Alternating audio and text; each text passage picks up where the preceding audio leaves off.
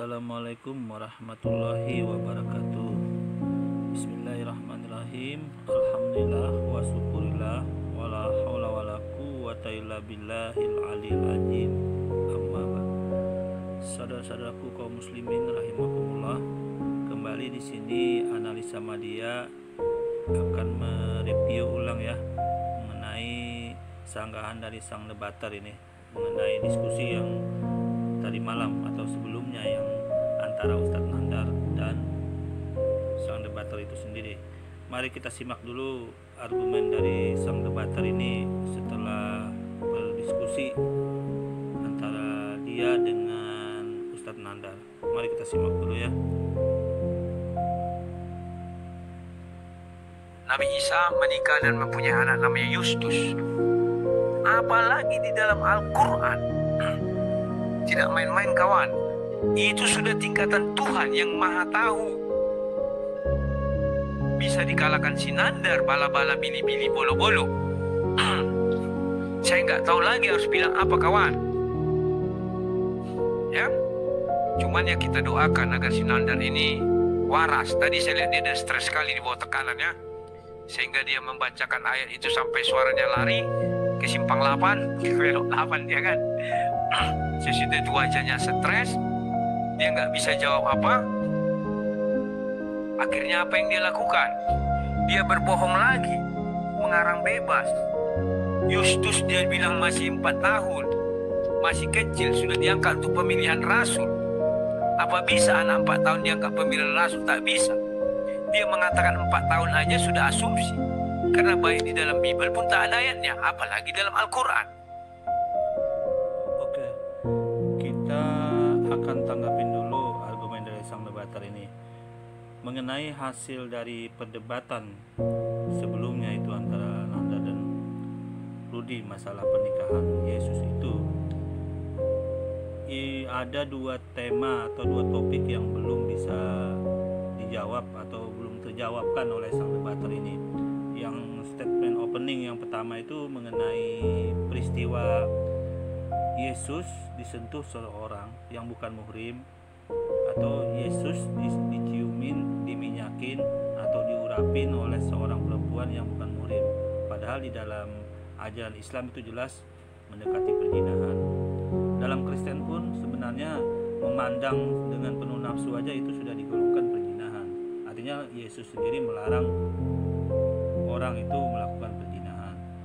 Apalagi di bangsa Yahudi, umat Yahudi itu sangat keras sekali juga hukumnya mengenai seorang itu jangankan disentuh atau diminyakin atau dilulurin atau diciumin kakinya diusap, itu jangankan seperti itu, memandang saja itu sudah bisa dikategorikan dengan penuh nafsu, dikategorikan unsur perzinahannya sudah terpenuhi dan hukumannya jangan main-main, rajam.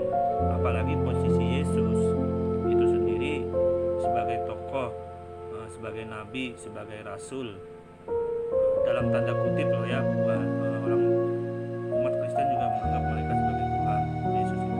Dalam posisi seperti ini apakah pantas gitu seorang nabi dan rasul disentuh orang yang bukan muhrim, wanita yang bukan muhrim, apalagi dikatakan orang yang berdosa pada saat perempuan itu. Nah itu yang menjadi pikiran yang belum terjawab statement Ustadz Nandar. Mari kita simak dulu ya statement Ustadz Nandar yang belum bisa dijawab atau belum terjawab oleh Pak Rudi Yohanes ini.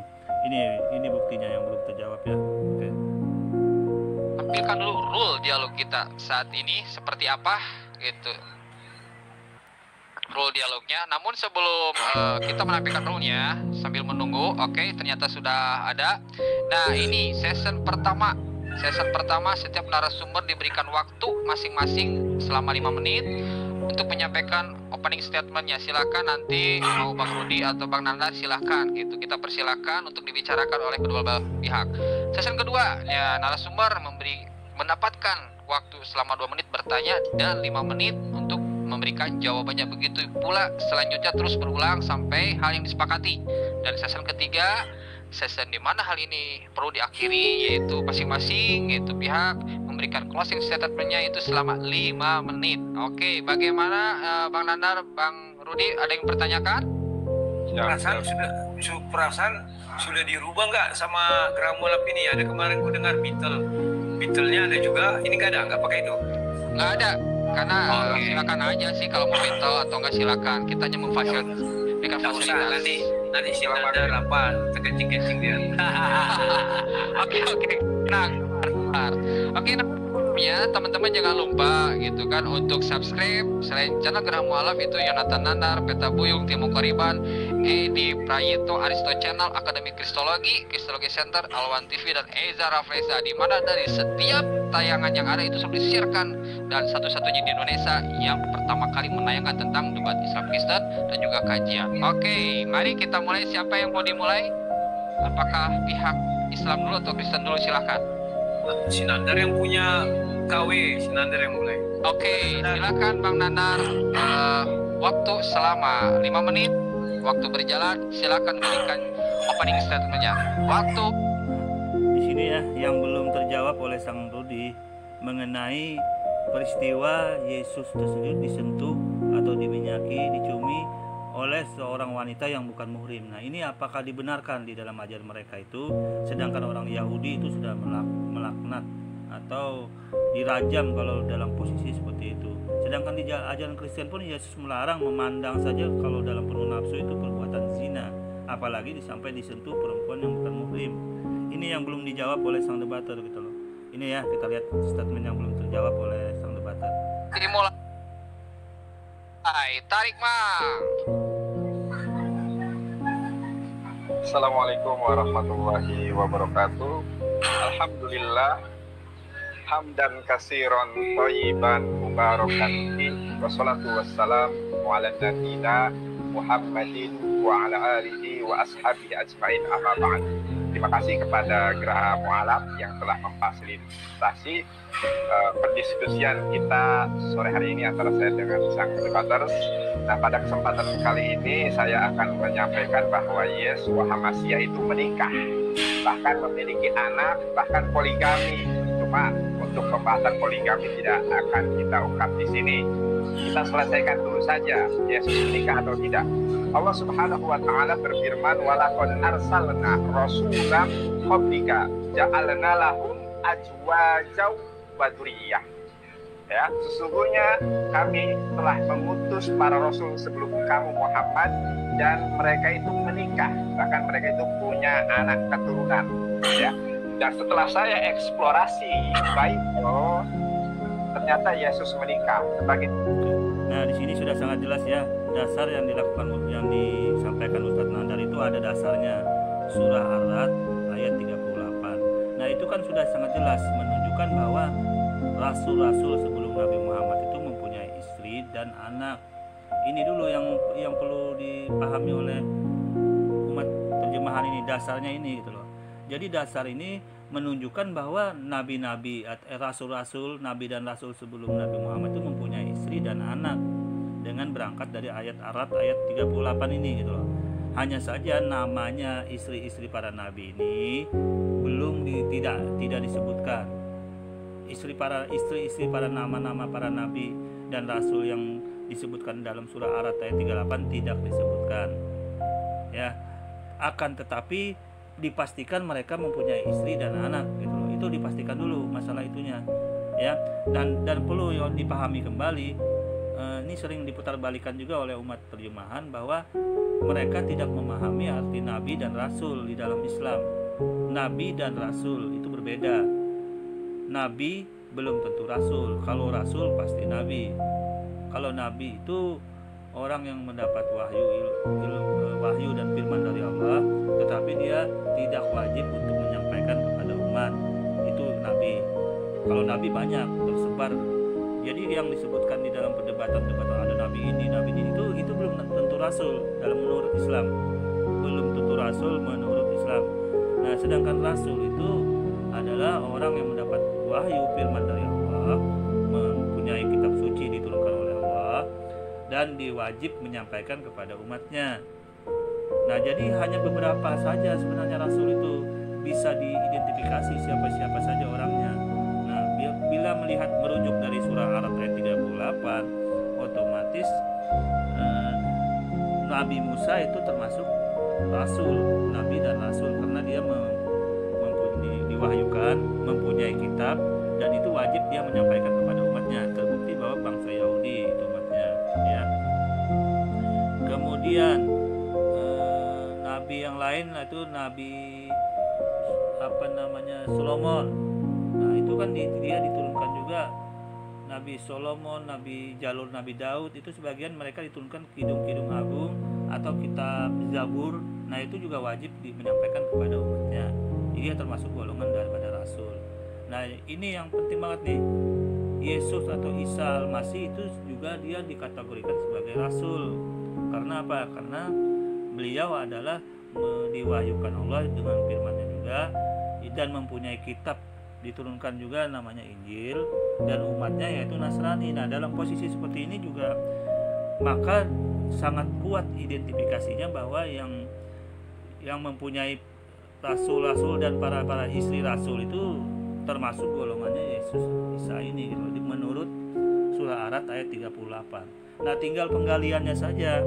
Penggaliannya karena Al-Quran ini memang tidak menggambarkan secara detail masalah nama-nama istri-istri para rasul tersebut, dan anaknya juga otomatis digali pada sumber yang lain. Nah sumber yang lain itu yang mendekati kebenaran adalah dari Bible-nya itu sendiri.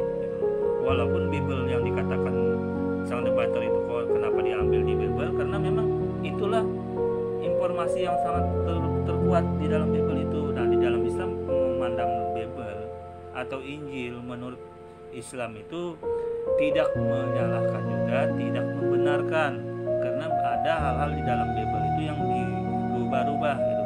Jadi dalam posisi ini Bible itu masih bisa diambil karena ada masih sisa-sisa gitu. Masih ada sisa-sisa kebenaran, hanya saja perlu penggalian di dalam Bible itu sendiri menurut Islam itu. Menurut Islam ini di dalam memandang kitab Injil, Alkitab, Islam itu tidak menyalahkan, tidak membenarkan, karena informasi di dalam Al-Quran bahwa ada sebagian dirubah-rubah itu ayat gitu. Itu ada informasinya di dalam Al-Quran seperti itu. Jadi bisa masih dipakai, hanya saja itu perlu pendalaman, perlu pemahaman, karena sisa-sisa yang ditutup-tutupin dalam informasi di dalam kebenaran di dalam Bible tersebut harus digali. Nah salah satunya ya dalam posisi penggalian masalah pernikahan Isa atau Yesus itu yang dilakukan oleh Ustadz Nandar. Saya kira cukup fair loh ini. Nah yang jadi masalah kan penggalian yang pertama ini adalah Yesus atau Isa Al-Masih itu diminyaki, disentuh seorang perempuan yang bukan muhrim. Di dalam Bible kan digambarkan itu, disentuh, diminyakin, diciumin, diusapin oleh seseorang yang bukan muhrim, bukan istrinya gitu loh. Mengapa bisa sampai terjadi begitu? Padahal Isa atau Yesus itu tokoh orang Yahudi, nabi dan rasul. Apakah serendah itu dia mau disentuh seorang perempuan yang bukan muhrim? Padahal aturan Yahudi, aturan Kristen itu sendiri bahwa itu mendekati perzinahan itu memandang saja berzina hukumnya. Nah, apalagi Islam juga sangat keras. Nah ini yang perlu digali sebenarnya. Nah, ini satu pun tidak dijawab, tidak dibantah oleh sang debater. Ini yang sangat penting sebenarnya. Kalau masalah bukti pendukung, masalah silsilah Yustus, masalah istri, nama-nama istri di dalam Bible, masalah waktunya itu saya tidak perlu memperdalam ke sana karena itu sangat kuat atau sangat rumit sekali untuk mendalami ke dalam hal yang ke sana, dan cenderung banyak sekali penolakan atau bantahan yang sangat kuat dari sang debater. Saya percaya itu. Nah ini yang belum terbantahkan oleh sang debater. Kita lanjut dulu ya. Ini buktinya ya. Mana Yohanes 12 ayat ketiga. Ya. Mohon moderator untuk menampilkan Yohanes 12 ayat ketiga, di mana di situ ya seorang perempuan,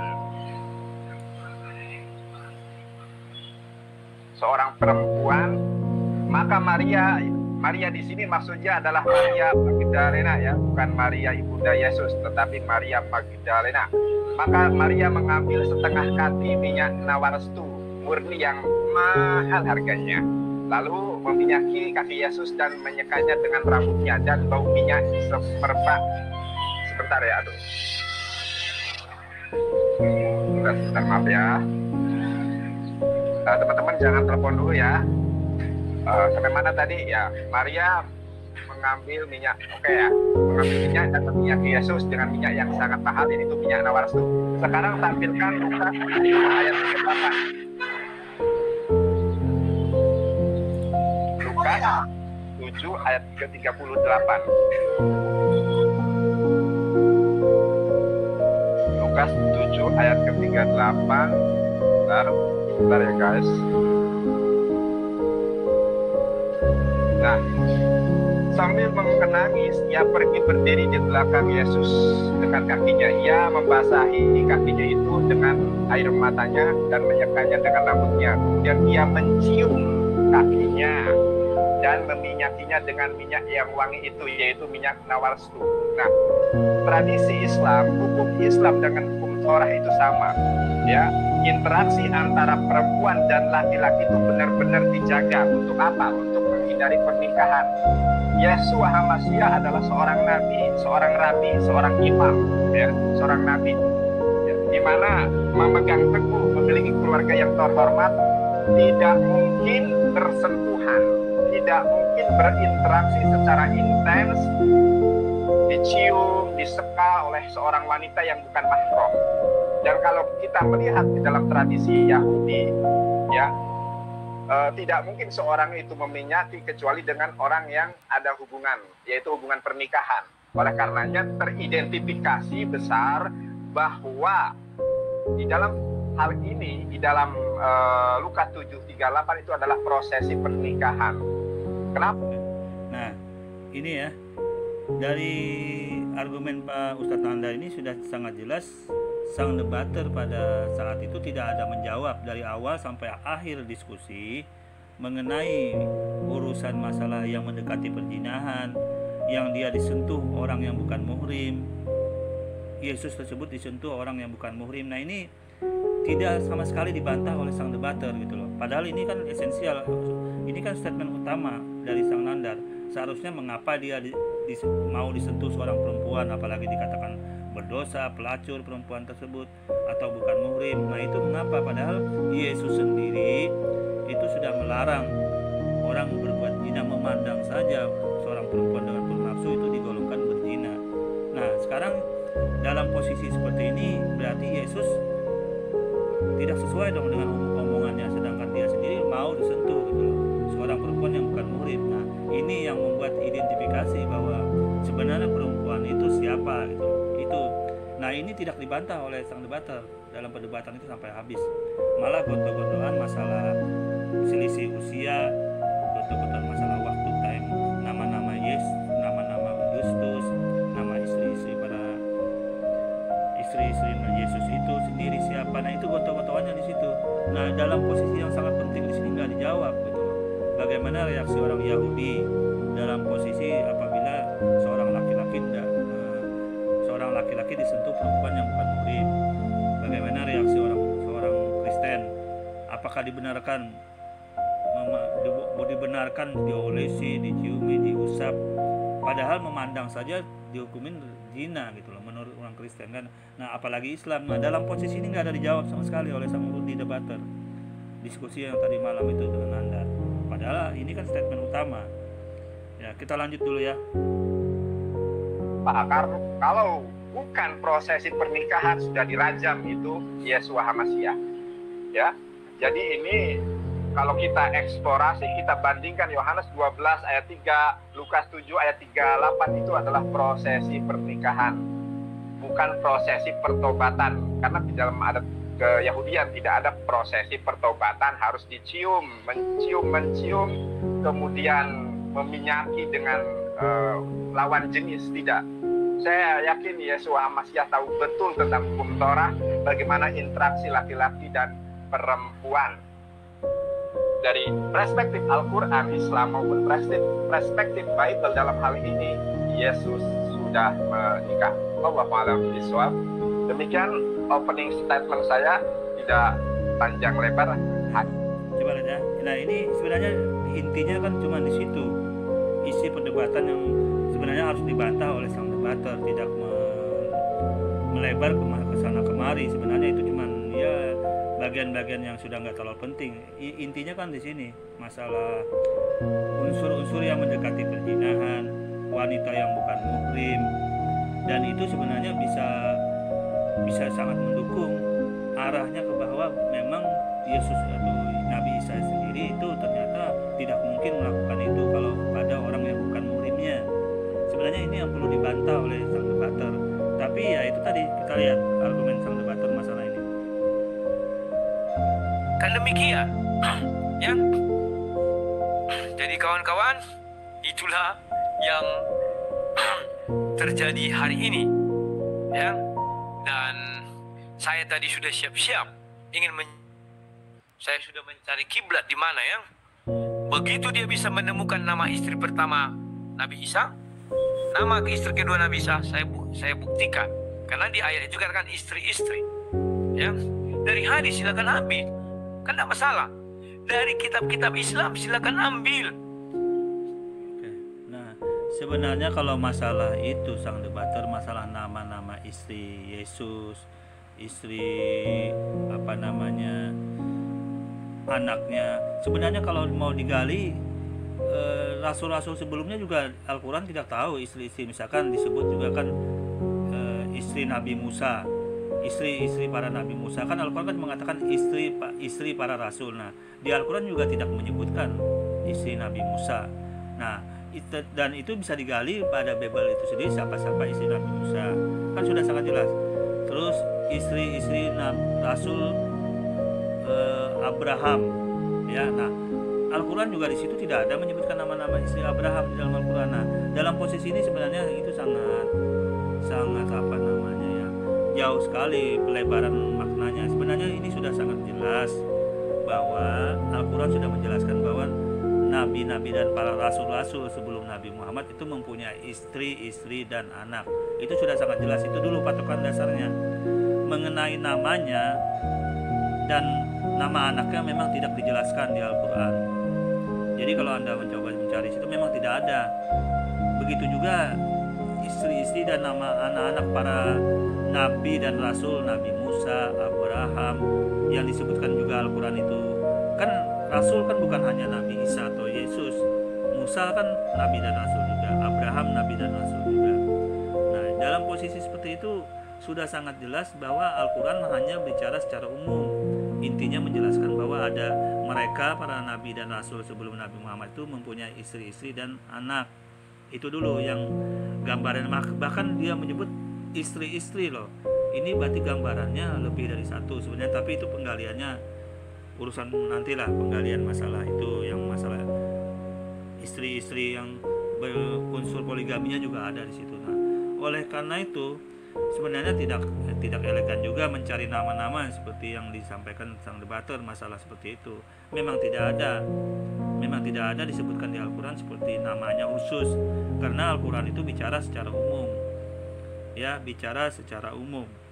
Artinya yang jelas bisa dipastikan nabi dan rasul-rasul sebelum Nabi Muhammad itu mempunyai istri-istri dan mempunyai anak. Nah, penggaliannya ini ya bisa digali dalam berbagai macam segi untuk mendukung bahwa benar nggak ada istri-istri dan anak. Nah, salah satunya tadi kan masalah yang mendekati perzinahan, bukan muhrim.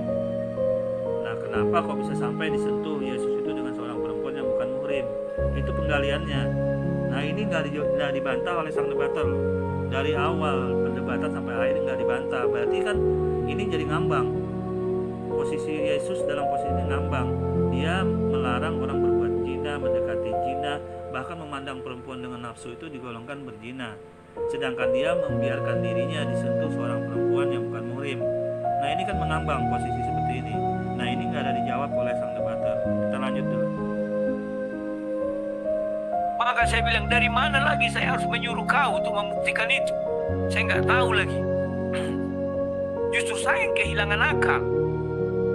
Al-Quran yang katanya kitab suci paling sempurna, paling lengkap, hanya saya lagi yang percaya. Ngeri tidak? Dia tidak bisa menunjukkan dari Al-Quran. Kemudian hadis, yang begitu banyaknya hadis, yang mana bukunya dirak-rak itu tersusun rapi disusun itu, tidak bisa juga dia tunjukkan, kawan. Terus dari Nah, itu kan sudah sangat jelas dalam surah Ar-Ra'd ayat 38. Al-Quran sudah bicara secara umum sang debater bahwa para nabi dan rasul-rasul sebelum Nabi Muhammad itu mereka mempunyai istri-istri dan anak. Itu dulu dasarnya sudah jelas mereka sudah mempunyai istri-istri dan anak. Nah, mengenai nama-nama istri dan anaknya itu memang tidak dijelaskan di Al-Quran. Nah, oleh karena itu, karena di dalam Islam itu kan percaya kepada kitab-kitab sebelum Al-Quran itu datang gitu loh. Percaya kepada kitab, meyakini bahwa ada kitab-kitab sebelum Al-Quran itu datang, Injil, Taurat, dan Zabur. Hanya saja di dalam ketiga kitab ini umat Islam itu dalam esensinya hanya meyakini sepenuhnya memang itu kitab dari Allah, diturunkan memang benar. Akan tetapi secara faktanya untuk mengkaji ke dalam kitab-kitab tersebut tidak boleh dibenarkan 100%, tidak boleh juga disalahkan 100%. Itu posisi dalam agama Islam, memandang Bible itu sendiri gitu loh. Nah, oleh karena itu penggaliannya ini yang dilakukan oleh Ustadz Nandar untuk merujuk, mencari rujukan bahwa ini loh sebenarnya fakta yang terjadi sebenarnya. Ini tapi dasarnya Islam sudah punya surah Ar-Ra'd ayat 38 mengenai para istri-istri nabi dan rasul. Dan perlu disampaikan juga, nabi dan rasul di dalam Islam itu berbeda pengertiannya. Kalau rasul pasti nabi, kalau nabi belum tentu rasul. Jadi identifikasi bahwa Yesus atau Nabi Isa itu termasuk golongan rasul, karena rasul itu nggak banyak, nggak semua nabi itu rasul. Jadi kalau disebut nabi ini, nah itu karena mereka tidak mengerti arti nabi menurut Islam. Nah, rasul itu orang yang mendapatkan perintah wahyu dari Allah, diturunkan kitab suci, kemudian diwajib menyebarkannya kepada umat. Nah, ini identifikasinya kepada Yesus atau Nabi Isa. Nah, oleh karena itu sangat kuat dugaan memang mereka ini adalah bagian daripada yang disebutkan dari surah Ar-Ra'd ayat 38. Karena nggak ada lagi yang lain gitu loh. Nabi dan Rasul nggak ada lagi yang sangat kuat dugaannya selain Nabi Musa, Nabi Abraham, dan Nabi Isa ini gitu. Kita lanjut dulu. kita lagi, saya sebagai orang Kristen, bagaimana lagi memerintah dia? Surah-surah imam-imam, silakan saya bilang. Atau yang distandarisasi, yang disamakan, silakan. Tetap tidak bisa, kawan. Jadi untuk itu, kawan, janganlah kita suka mengumbar-ngumbar hal yang tidak pernah ikut, yang tidak pernah ada. Itu keterlaluan namanya, kawan. Padahal dia buat kepada apa? Alkitab dirubah-rubah. Tapi yang dirubah itu diambilnya untuk membenarkan. Ya,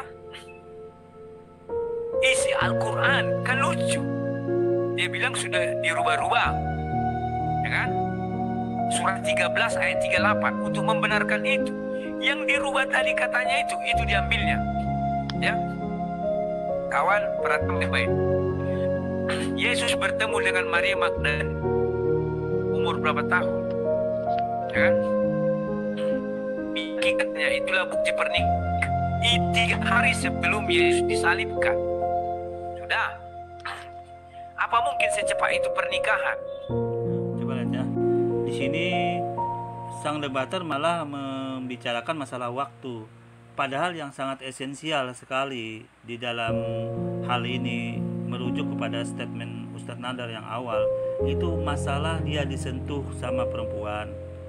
Ya, diusapin, diciumin. Nah, itu masalah itu yang sangat penting padahal, karena ini landasannya sangat kuat, apalagi disaksikan para murid-muridnya pada saat itu. Nah, dalam posisi seperti ini, siapa ini perempuan kok berani menyentuh Yesus gitu loh. Padahal dia, Yesus itu rajanya orang Yahudi, tokoh orang Yahudi, dihormatin. Dia posisinya nabi dan rasul. Kenapa disentuh seorang perempuan yang apalagi dikategorikan perempuan itu seorang pelacur, seorang pendosa, dan dalam posisi seperti ini gitu. Ini tidak dibantah sama sekali oleh sang debater. Nah, oleh karena itu, apakah dibenarkan suatu ajaran itu boleh laki-laki disentuh oleh seorang perempuan yang bukan muhrim. Sedangkan Yesus sendiri itu sudah mengatakan bahwa lebih baik dicungkil mata apabila memandang sesuatu yang bukan muhrim. Nah, memandang saja itu dihukumi zina oleh Yesus, apalagi dia sampai disentuh seorang yang bukan muhrim. Nah, dalam posisi seperti ini sebenarnya sangat kuat. Dalam posisi buah si malakama sebenarnya sang debater menjawab posisi ini. Tetapi yang dia jawab masalah urusan waktu, coba lihat. Dia nggak berani menjawab hal itu gitu loh. Karena dia buah si malakama sebenarnya. Dia akan bertentangan, bertuburukan dalam kontradiksi bahwa orang ajaran Kristen apakah boleh laki-laki disentuh seorang perempuan yang bukan muhrim, yang bukan istrinya, apalagi sampai dipegang-pegang, diusap, diciumin, diminyaki. Nah ini dalam posisi apakah dibenarkan gitu loh. Nah sebenarnya merujuk kepada orang Yahudi sudah sangat jelas itu terlaknat, dilarang.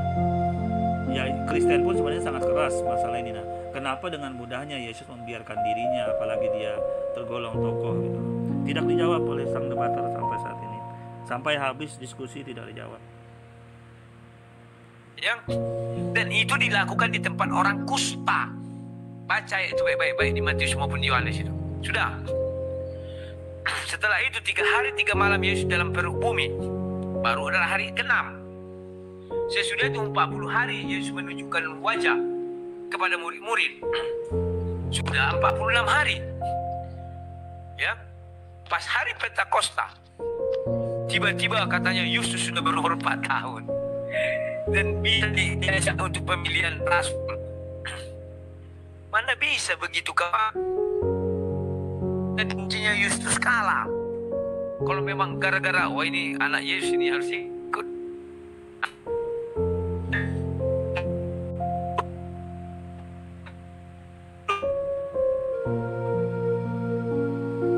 Oke, saya kira untuk mereview perdebatan sang debater dengan Ustadz Nandar, saya sampaikan di sini. Saya hanya menyimpulkan bahwa ternyata sang debater dari awal diskusi sampai akhir, saya berharap dia bisa sentuh ini masalah perzinahan yang mendekati perzinahan, atau seorang laki-laki apakah dibenarkan boleh disentuh seorang perempuan yang bukan muhrim.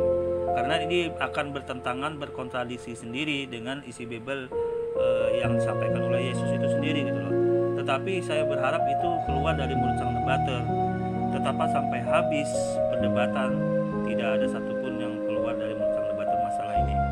Oke, kurang lebihnya saya mohon maaf. Wassalamualaikum.